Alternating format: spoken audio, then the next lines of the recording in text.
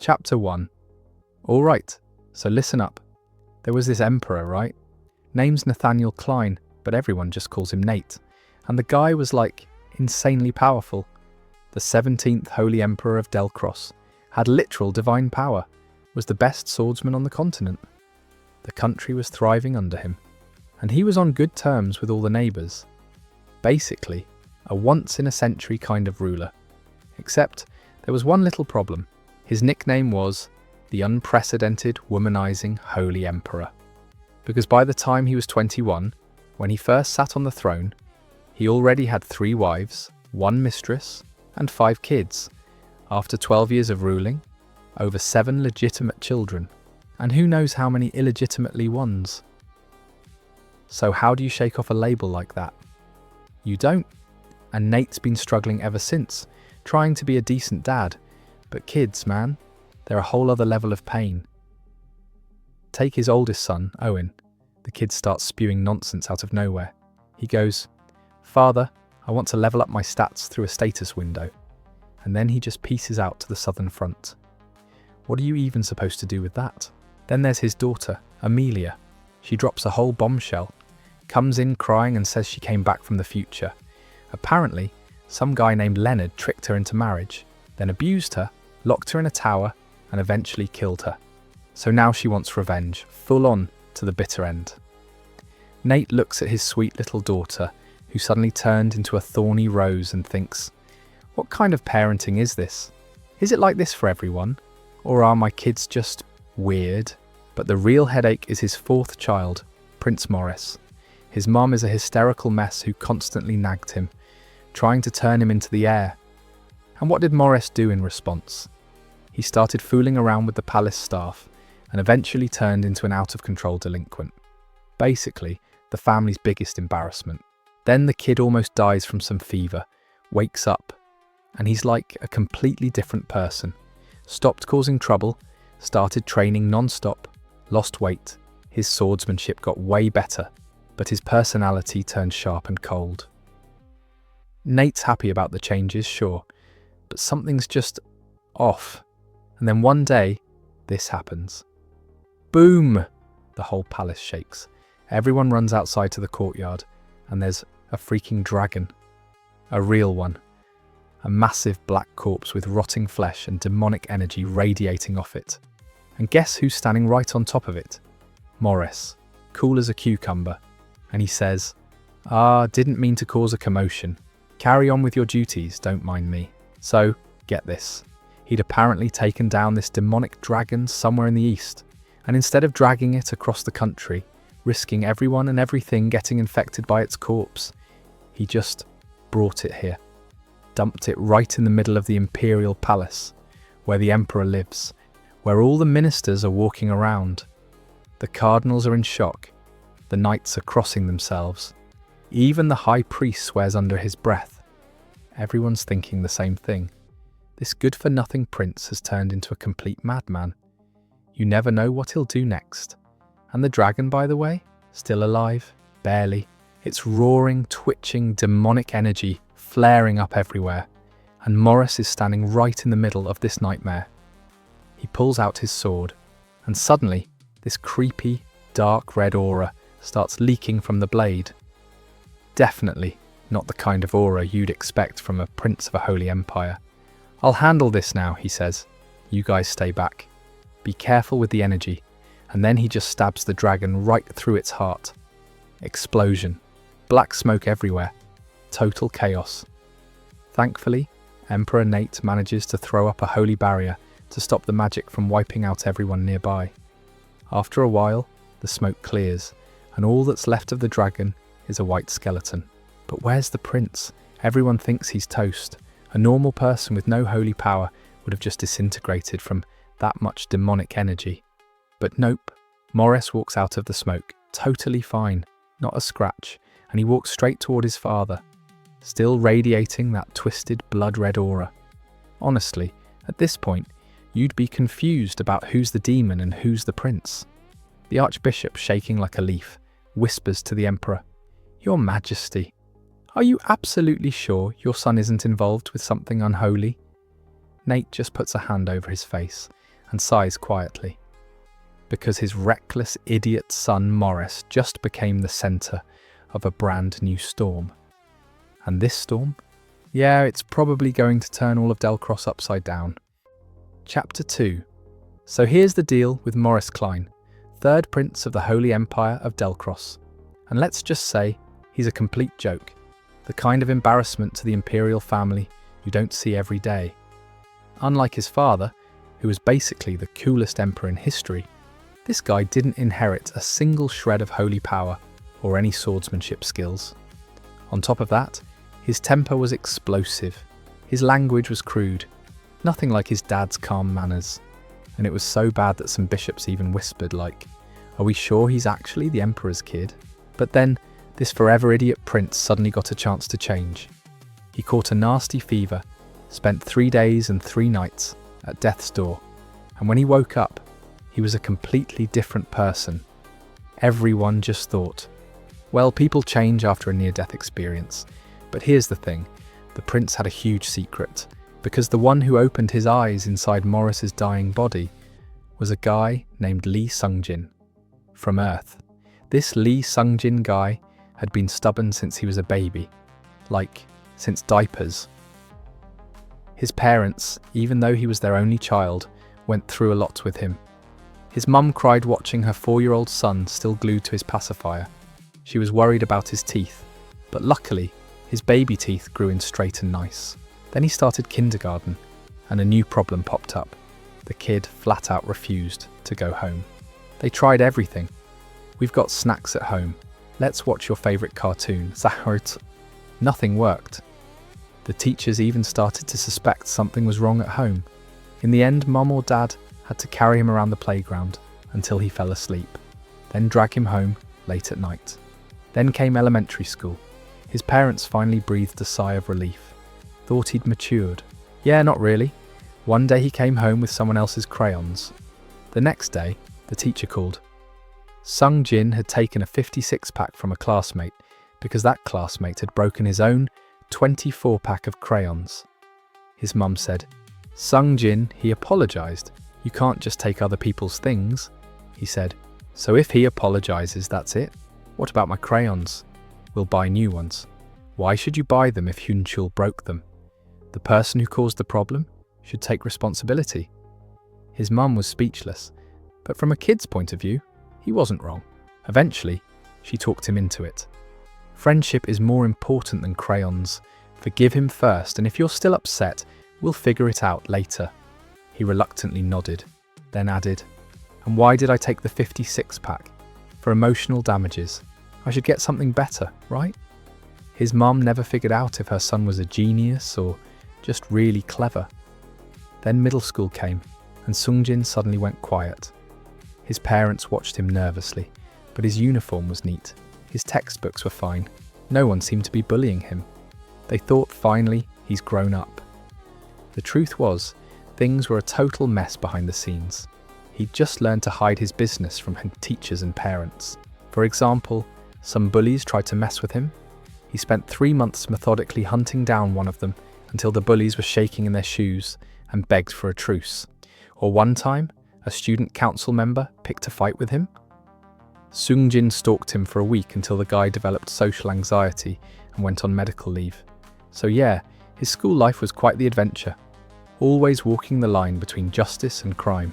He wasn't a star student, but he was diligent enough. Got into a decent university in Seoul, did his military service, landed a job at a decent small to mid-sized company. Some co-workers said, "You know, there's something off about that Mr. Lee." But on the outside, he was a model employee. He even got job offers and started flirting with a female co-worker. In other words, he would have just lived a normal life, gotten married and been fine. Then came August 2035. The Gehenna Gate incident. Portals to the demon world suddenly opened all over the planet, and hordes of monsters poured out. Cities crumbled within days. The world fell into chaos. Sungjin happened to be on a business trip and barely survived by hiding in a shelter on the defense line. But he lost everything. His family, his peaceful life, everything. And he didn't cry. He just quietly watched the endless stream of monsters and thought, who do I collect this debt from? So he became a hunter, a professional monster killer. Turns out if you touch a monster's corpse, your body absorbs this strange energy. They called it monster aura. And the people who absorbed it gained superhuman abilities. Some got incredibly strong, some developed a tough outer shell, and some could even move things with their minds. The more you absorbed, the stronger you got. Pretty soon, there were superhumans who could kill thousands of monsters by themselves. Humanity slowly started pushing back, and a war of attrition began, one that lasted for decades. And ironically, after decades, the demon world and Earth had nearly destroyed each other. When the last squad of superhumans finally reached the Demon King, hiding deep in the heart of the demon world, he just sighed and said, "So it's come to this. What have we been doing for decades? What a disgrace." Nobody cared about his disappointment. There was only one option left: total annihilation of one side. The Demon King fought back desperately. They battled for 3 days and 3 nights. By the 3rd night, all that was left of the Demon King was his head. And out of the entire human squad, only one person was still alive. It was Sungjin, the stubborn bastard who never gave up. He barely raised his fist in front of the Demon King's head, and the Demon King said with a tired kind of surprise, "You stubborn piece of work. I thought you were the least interesting of them all, but here I am, dying at your hands." Sungjin smirked and threw a punch. Crack! A crack ran through the Demon King's horn. Another punch, and his nose caved in. But Sungjin didn't have enough strength left to smash his head completely. The Demon King, bleeding from his nose, panicked. "Hey, wait! Hold on!" Sungjin just kept punching methodically. At some point, Sungjin ran out of gas and stopped to catch his breath. And then he watched as the Demon King's crushed nose slowly started to heal. Turns out even just ahead, this demon could regenerate. The Demon King started negotiating. "Let's call a truce, recover our strength, and then fight again." But Sungjin knew, if both of them recovered, he was screwed. Because he was human, and the Demon King was the Demon King. So the Demon King tried a different angle. "Fine, let's just stop fighting altogether. I'll leave Earth and Gehenna forever. You save my life, and you save both worlds. Think about it." Sungjin stayed quiet. "If you kill me like this, Gehenna collapses, and Earth gets slowly dragged into the gates. Both worlds die." "Is that what you want?" Sungjin finally answered. "I don't care about either world. The only thing that matters is whether I kill you or not. That's the whole point." The Demon King went pale. He realized there was no negotiating with this guy. Then he tried a third pitch. "At least let me die on my own terms. My auto-regeneration is draining me. Give me some time and I'll burn my own soul with Gehenna's flame. I'll disappear on my own. You won't have to lift a finger, and I'll close the gates. Earth will be fine." Sungjin nodded. "Okay, I'll think about it after I kill you." The Demon King screamed, "How are you going to think about it after I'm dead? And you can't even kill me like this anyway. Why am I even talking to you?" Who knows how long this would have gone on. But at some point, the Demon King finally made up his mind. He started sobbing and yelled, You cursed brat, I really didn't want to do this." Crimson flames erupted, Gehenna's fire, the stuff that erases existence itself. It started consuming the Demon King's head, and then spread to Sungjin. The Demon King, laughing through his tears, shouted, "Burn together with this Demon King's noble soul as fuel. I will destroy you. I'll burn your soul to ash." His flesh was melting, his bones were showing, but even then he seemed almost happy that he was dragging Sungjin down with him. And Sungjin looked at his own burning body, the body that had absorbed monster aura for decades, that had become nearly invincible, and realized it was melting like wax, and it hurt like hell, even though he was used to pain. But he knew one thing: the one who started this invasion, the enemy of his entire life, was finally defeated.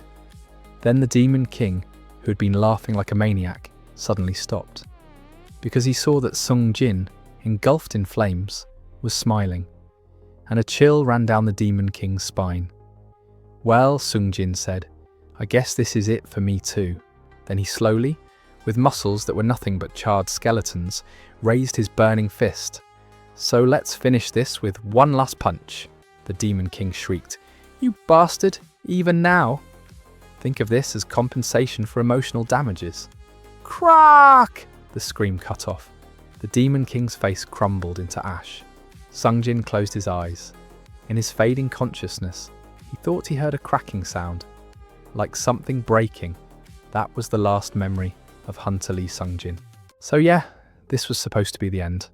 But nope, Sungjin wakes up and has no idea what the hell is going on. He was sure he'd burned even his own soul in that fire, and now he's lying in bed, and someone's spoon-feeding him porridge. And in his head, that damn Demon King, the same one who solemnly swore to burn his own soul to ashes.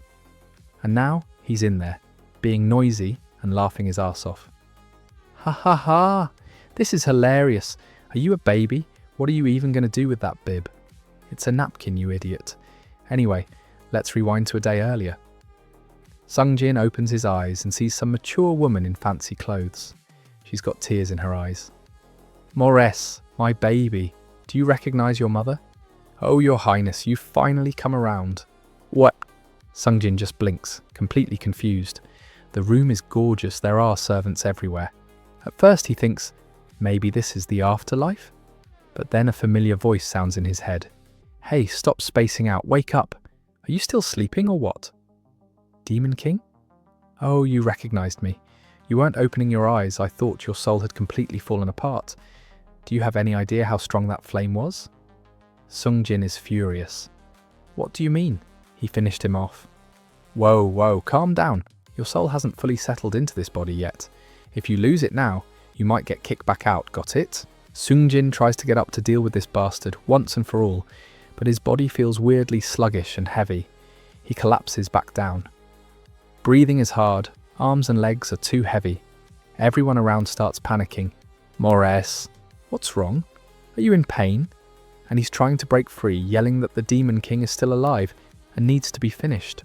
And the Demon King in his head goes, "Hey, your blood pressure just spiked. If you keep this up, you'll die just as fast as you were reborn. Come on, breathe, in and out, in and out." Sungjin keeps struggling, and then, bam, sharp pain in his back, and his vision goes dark. When he comes to again, he's in the same place, surrounded by the same people, and that damned voice in his head is back. "Wow, I thought you just had a short temper, but it seems your anger really is out of control." "Shut up, you bastard." The Demon King quickly changed his tone. Okay, sorry. No more teasing. Let's just talk, all right?" Sungjin, strangely enough, calmed down pretty quickly. Because he learned one important thing. The Demon King's physical body is completely destroyed, and only a tiny fragment of his soul remains. Just a voice without a body. Getting angry at that is just a waste of energy. The Demon King explained that in that final battle, Gehenna's fire burned them both. Sungjin's body was completely incinerated, but his soul somehow remained intact. The Demon King, on the other hand, lost almost all his power and went from that mighty ruler to a pathetic little leftover. Sungjin asked, "So why are you in my head then? Just disappear already." The Demon King sighed. "I tried, but every time I try to move away from you, the holy energy around here starts burning me. It's so painful that even the remaining fragments of my soul might completely crumble." Sungjin, of course, would have liked to finish him off even in this state, but how do you kill something with no physical form? It's not like he can summon Gehenna's fire just by snapping his fingers. On the other hand, this annoying voice turned out to be pretty useful. The former Demon King really does know a lot. He woke up a day earlier than Sungjin and already gathered information about this new world by directly touching the souls of the people around him and reading their memories. Here's what he found out. This place is a completely different dimension, far from Earth and the demon world, a higher level. "We got incredibly lucky," said the Demon King. "We could have just scattered into the void, but somehow we ended up in a main world." And what's a main world? A higher dimension, at least a couple levels above things like Sigurd 34 or Gehenna. Sungjin didn't understand half the terms, but decided not to dwell on it. Anyway, this place is called the Holy Empire of Delcross, a powerful empire with lots of kingdoms and duchies ruled by the Holy Emperor who receives the protection of the gods, generation after generation.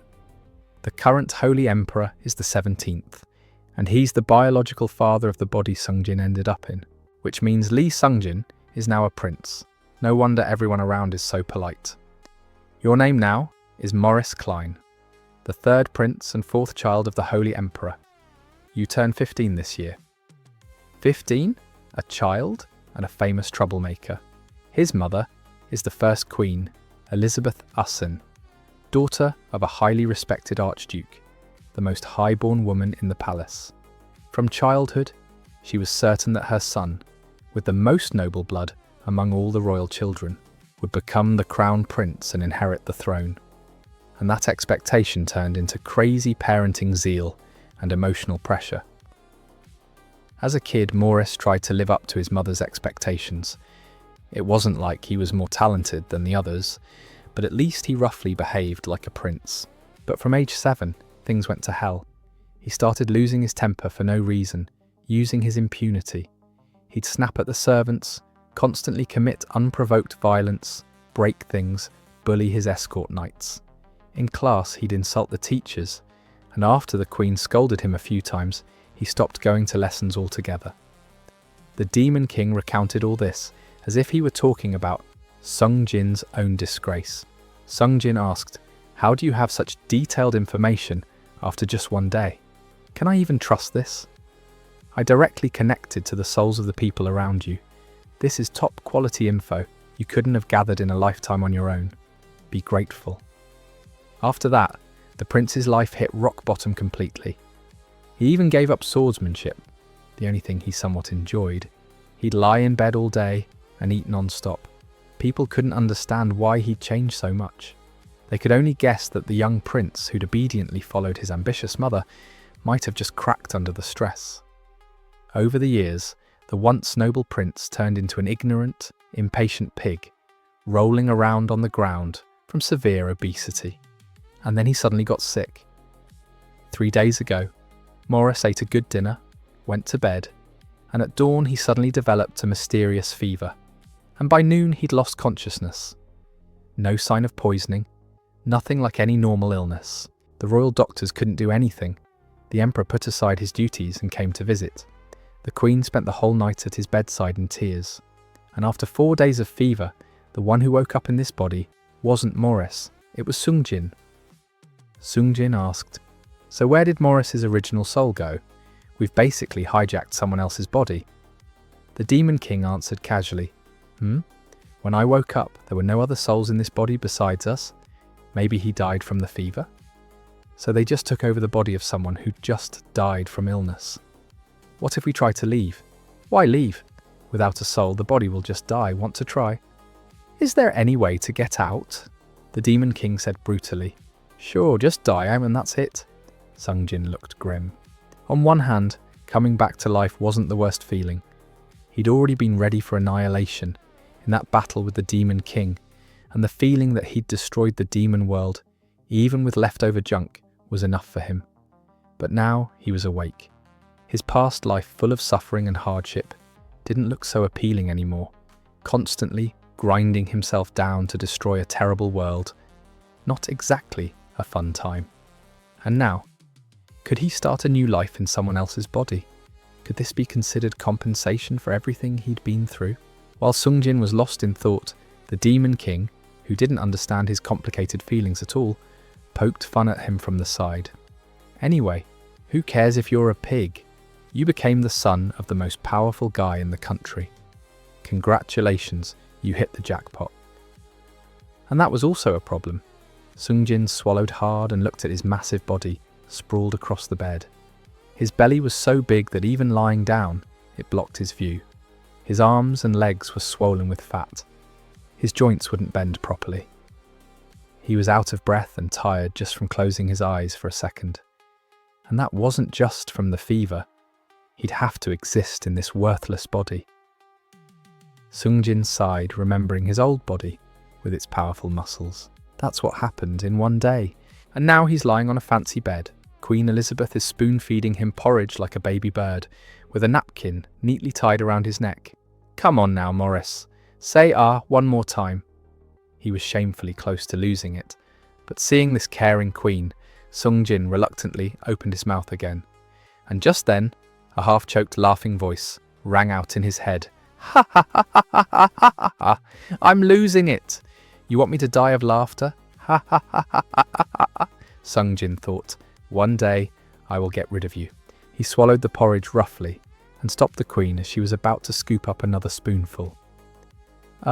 Mom? My stomach's full, you must be tired.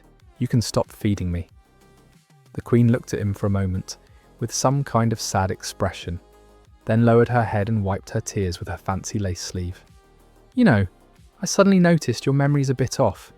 You've never called me Mom before. God, this is so awkward. To avoid raising suspicion, he said his memory was a little foggy after the illness, but every conversation with the queen was pure stress, afraid he'd slip up. The Demon King gave him a tip. Looks like you usually called her Queen Mother. Sungjin knew that, but so what?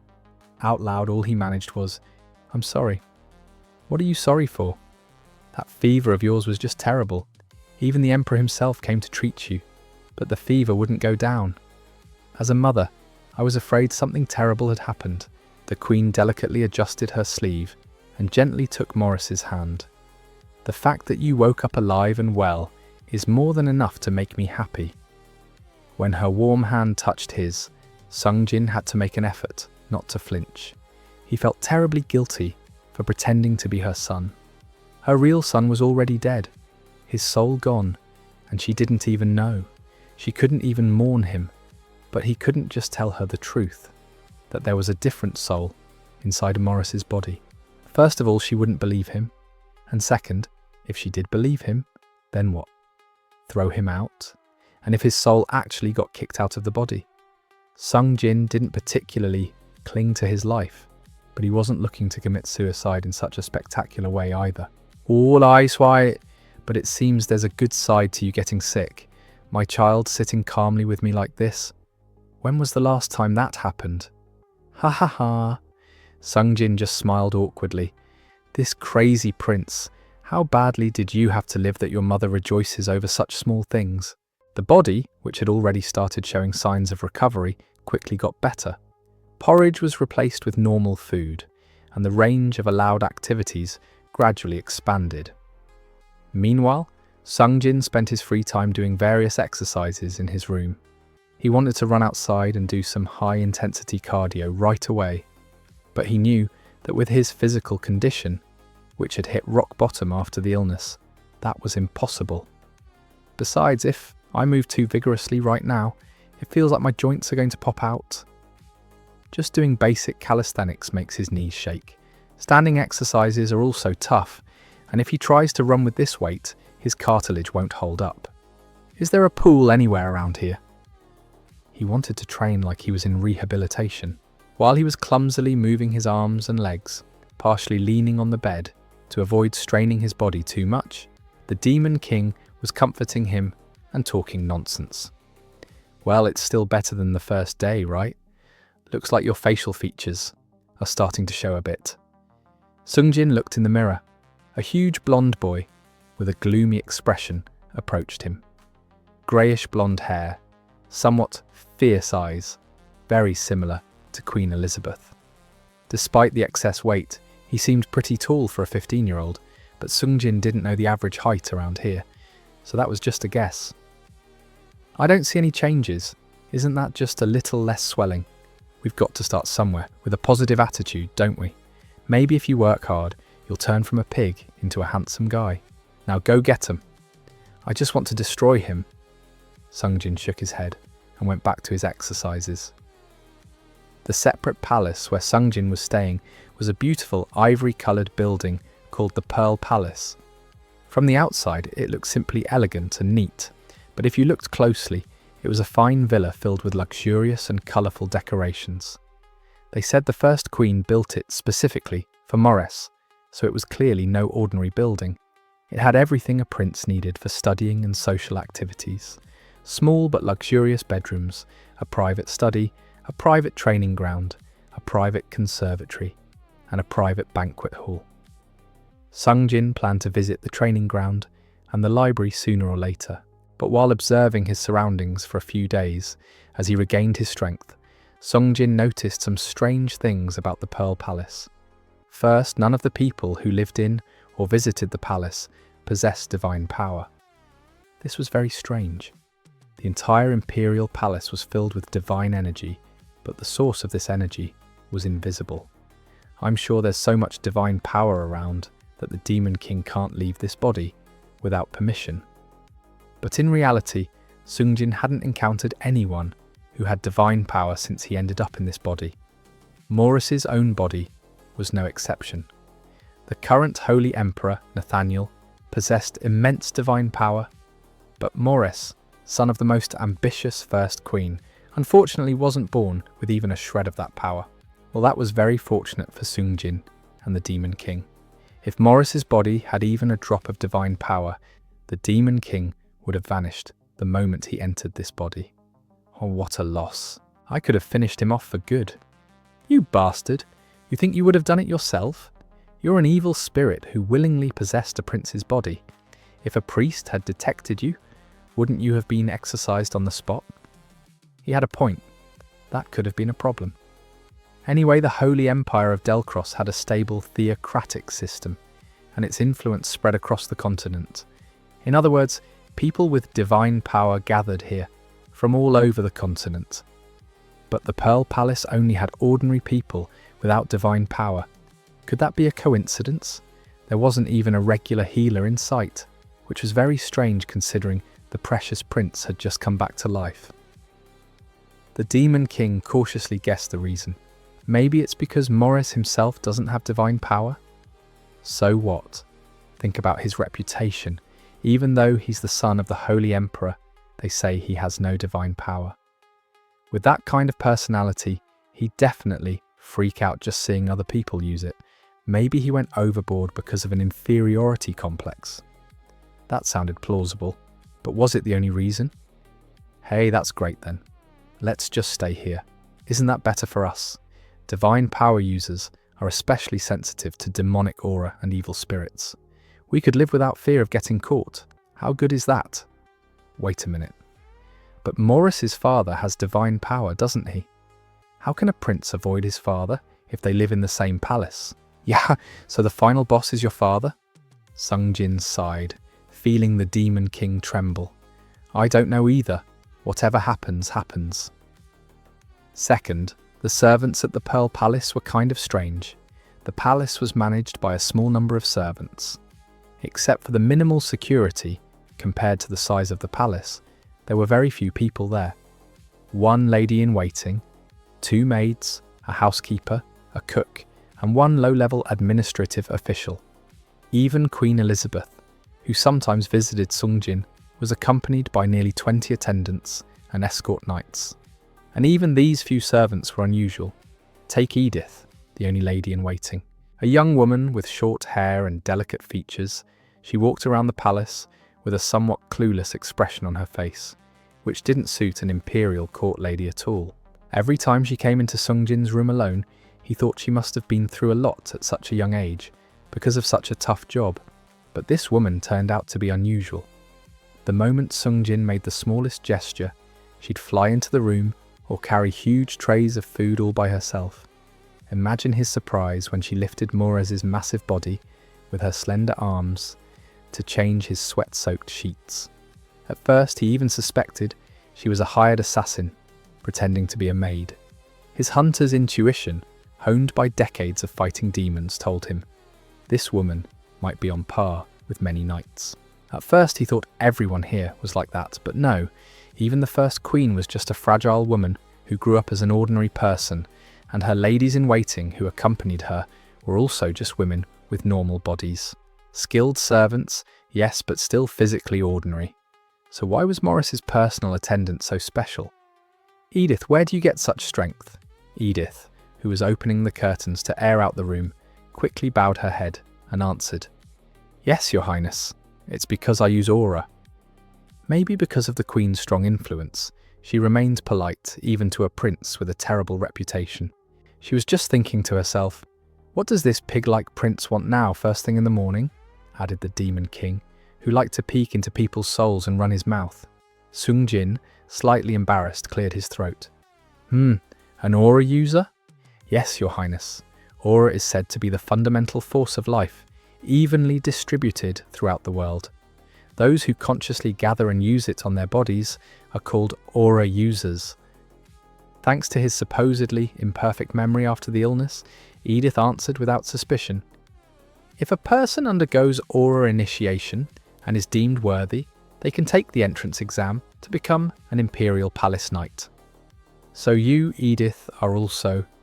Yes, I also entered the palace first as a squire, hoping to join the Royal Guard. A squire? So a knight in training? Sung Jin's doubts grew. What was a normal aspiring knight doing at the Pearl Palace? Well, Edith glanced at Sung Jin and continued cautiously. In the past, Your Highness treated the servants somewhat harshly. In short, as Morris's terrible behaviour worsened, injuries and complaints from the servants never stopped. The first queen tried her best to stop it, but it was impossible to hide the fact that people were suffering every day. And news reached the Holy Emperor's ears. Can't handle it. Then hire people the prince can't accidentally hurt. The Holy Emperor transferred most of the servants from the Pearl Palace to other places, and hired a few highly paid ones. High wages were offered to those who could handle aura, and those with skills above the squire level. At first people thought no one would apply. No matter how high the salary, finding a maid for such a terrible prince among those who came to the capital dreaming of becoming noble imperial knights was no easy task, but the Holy Emperor said without much concern, there must be at least one.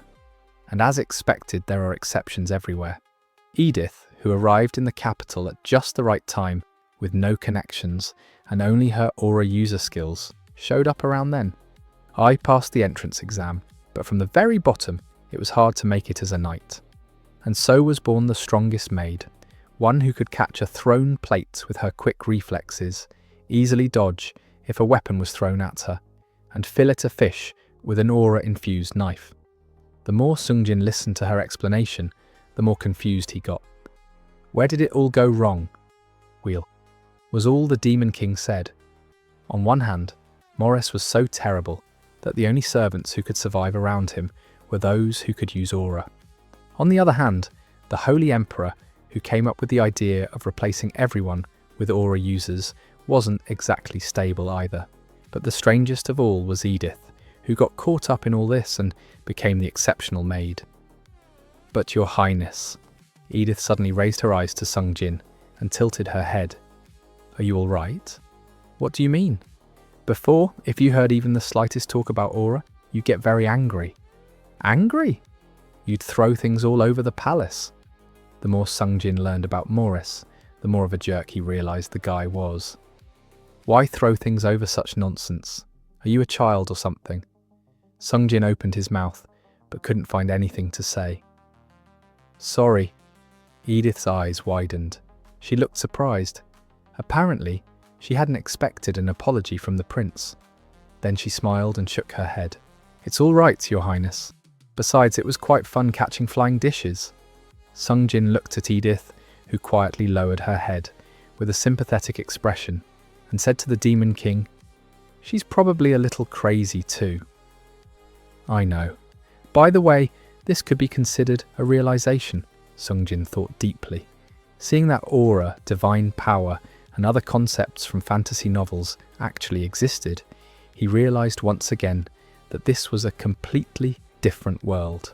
Of course, Sung Jin's own world, where demon gates opened and a war with monsters raged, was also pretty fantastical. But at least that was a straightforward fight for survival. Hunters got stronger by absorbing monster spirits, and sometimes people with telekinesis appeared. Demons too. Some could generate flames or use poison, but most just smashed things with brute force. So until the Demon King tried to burn his soul with Gehenna's flame, Sungjin couldn't even imagine that such incredible forces could exist. That's because the Sigurd 34 sector was such a lower dimension. The fact that you're not familiar with these forces proves it was a low-level world where aura and divine power just weren't a thing. Don't call it low-level. And why are you leaving out Gehenna? You said it was from the same sub-dimension as Earth. You think all lower worlds are the same? Gehenna is a little different. Right when we were about to make a big leap, you people got in the way. What? The fury in Sungjin's voice made the Demon King quickly change the subject. Ahem.